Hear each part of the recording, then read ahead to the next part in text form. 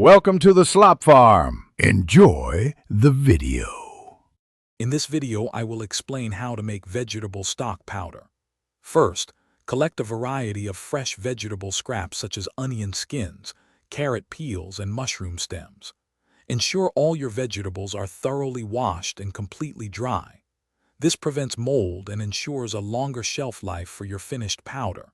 Chop any larger pieces into smaller, more uniform sizes, about 1/2 inch, to help them dry evenly and quickly.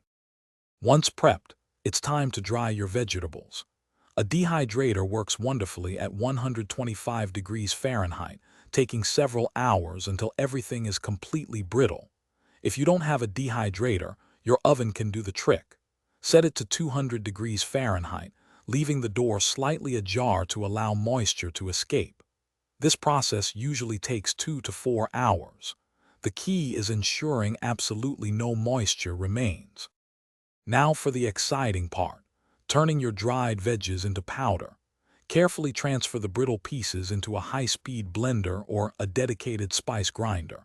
Pulse and blend until you achieve a very fine, consistent powder. Avoid overprocessing, which can generate heat and release oils.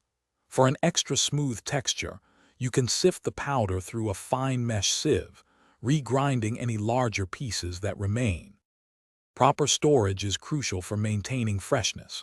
Store your homemade vegetable stock powder in an airtight container, like a glass jar, in a cool, dark pantry.